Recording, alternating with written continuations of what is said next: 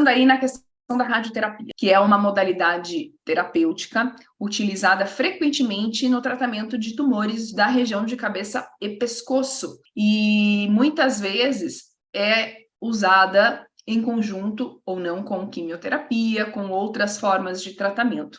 E é importante lembrar que as sequelas, elas são variáveis, né? As sequelas em relação ao fluxo salivar, né? A irradiação de um tecido sadio subjacente ao tumor, ele vai implicar, né, em danos teciduais que podem causar inúmeras disfunções agudas e crônicas, dentre elas a redução do fluxo salivar. Então, acaba sendo um efeito adverso que a gente é indesejável, o paciente está fazendo a radioterapia, mas tem como efeito indesejável a redução do fluxo salivar. E é muito comum que se manifestem em diferentes graus. Então, a gente vai ter pacientes que têm uma reversibilidade dessa alteração da glândula e tem pacientes que têm uma situação de irreversibilidade do funcionamento glandular. E como é que a gente sabe, Carol, quando eu vou fazer um tratamento, né? Isso eu queria trazer para vocês, que com a consulta Power do método HP, a gente realiza exatamente as celometrias e toda aquela sequência, quem é DED sabe, né, de repouso, mecânica, gustatória e farmacológica, justamente para fazer um diagnóstico dessas glândulas salivares e um prognóstico, ao modo que eu consigo entender se aquelas glândulas, elas funcionam e se elas vão ter um prognóstico positivo se submetidas a um tratamento, elas vão responder a um tratamento. Então, antes da gente sair aplicando simplesmente tratamento num paciente que relata xerostomia, para tudo.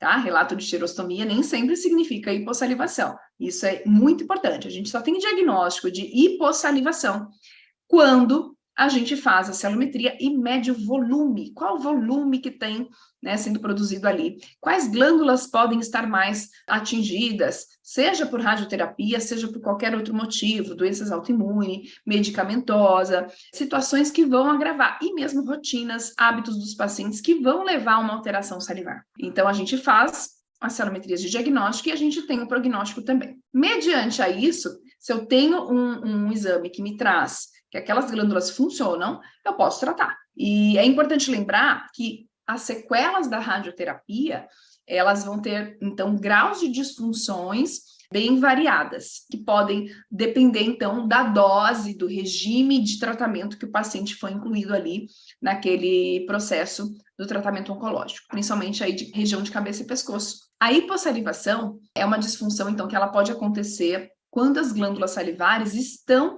no campo irradiado, e aí então ocorre quando a saliva perde sua propriedade lubrificante.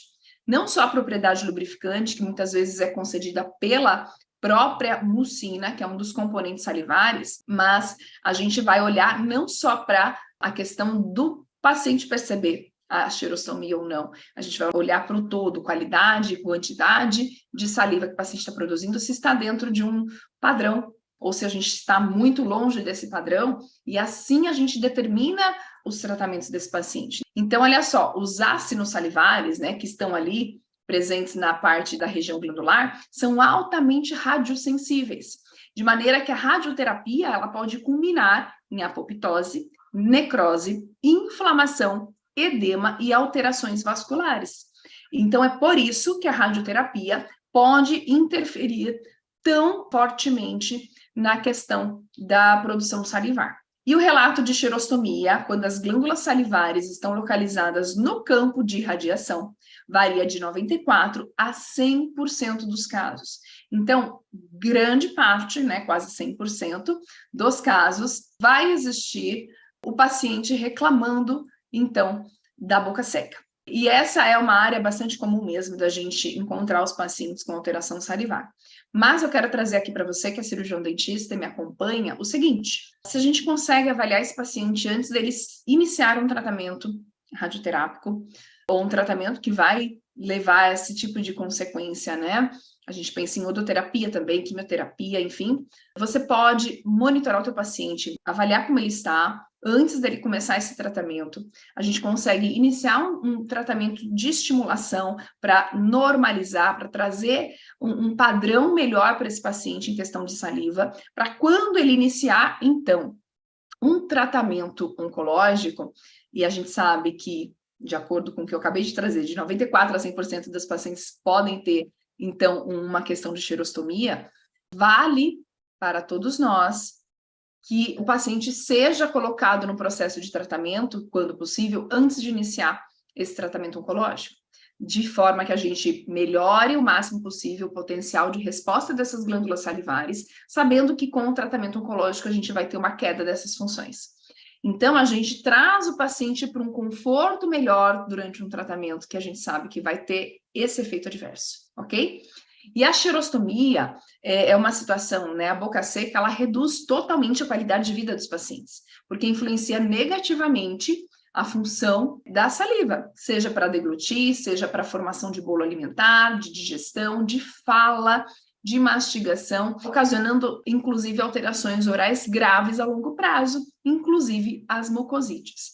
Então, quando a gente está falando desses pacientes, eu quero que vocês fiquem atentos, porque eles sofrem demais. A qualidade de vida desses pacientes é muito ruim, porque ele já está passando por um processo difícil, por questões de saúde, psicológica, e aí vem a questão da alimentação, que tem um prazer ao se alimentar e eles chegam numa situação de falta de prazer, porque dói, porque incomoda, porque não dá para mastigar. A pessoa precisa, muitas vezes, estar comendo, bebendo água.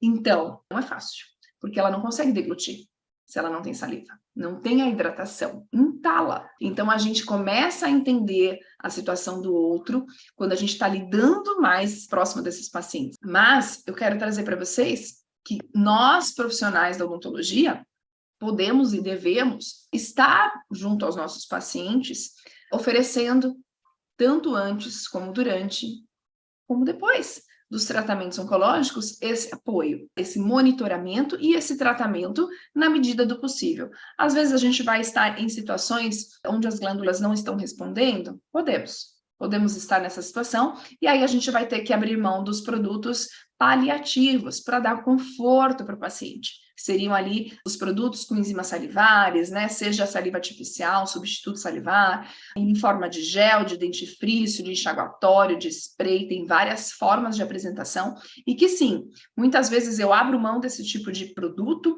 para o paciente já ir utilizando no início de um tratamento salivar, porque eu sei que a gente vai levar um tempo para ter uma resposta no tratamento salivar.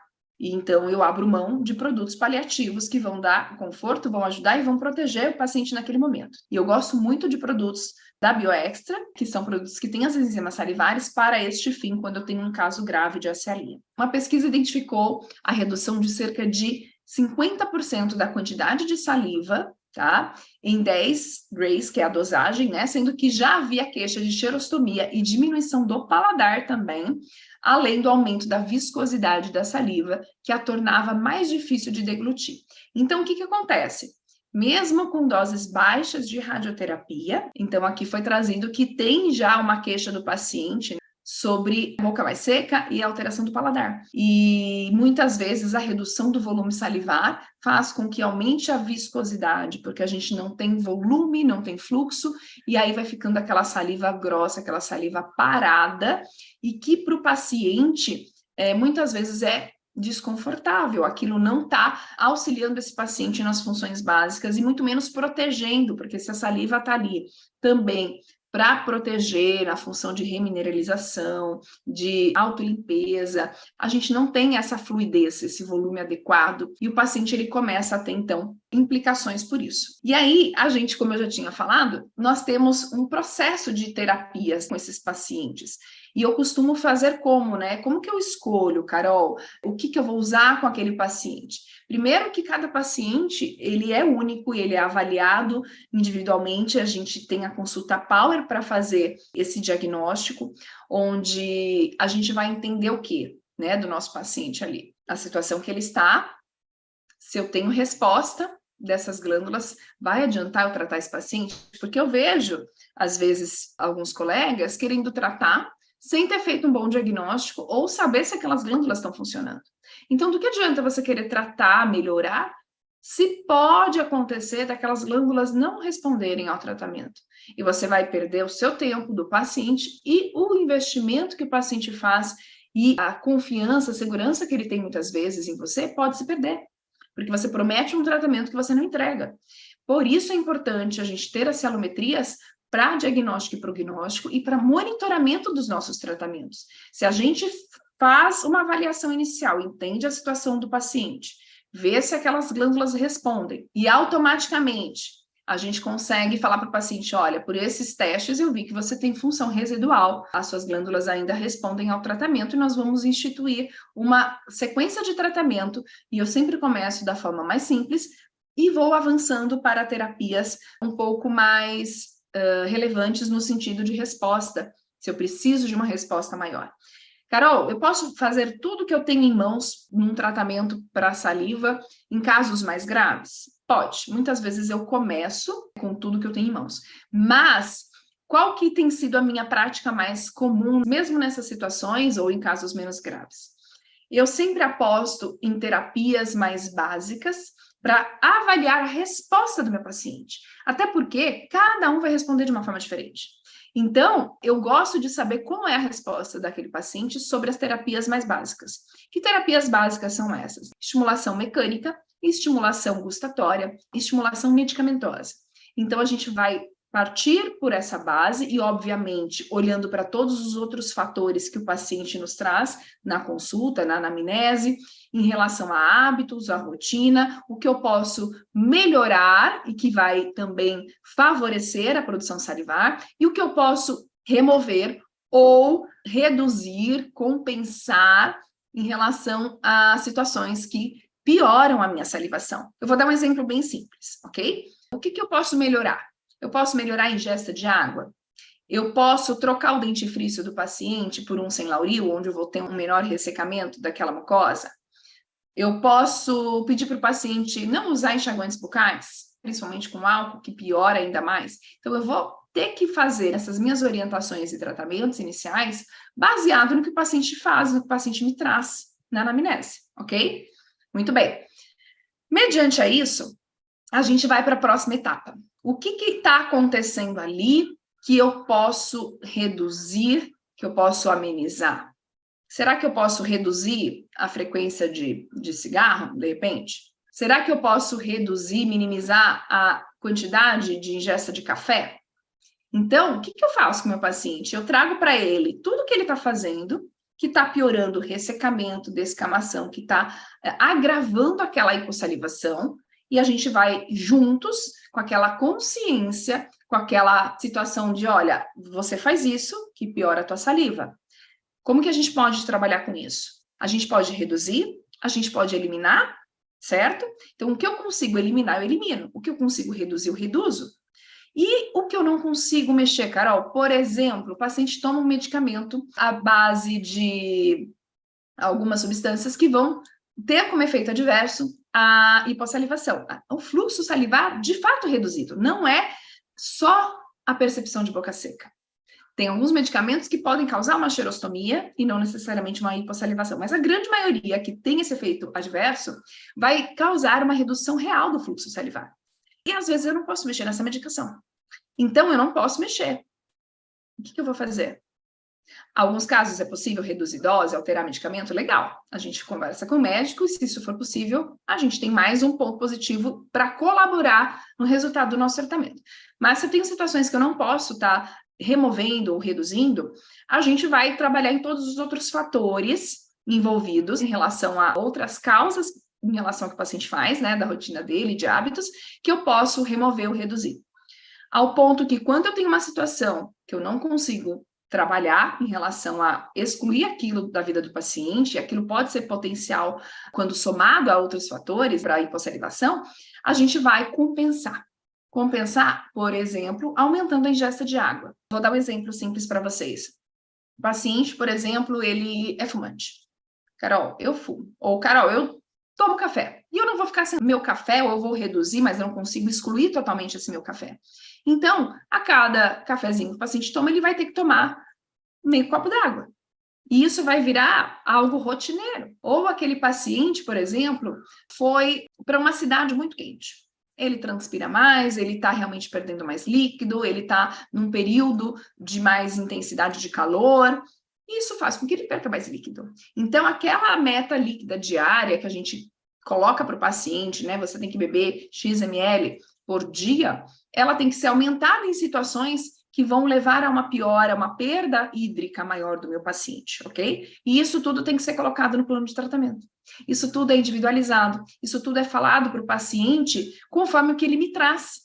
Então, não existe um protocolo, um pacote fechado de tratamento de saliva para todo mundo.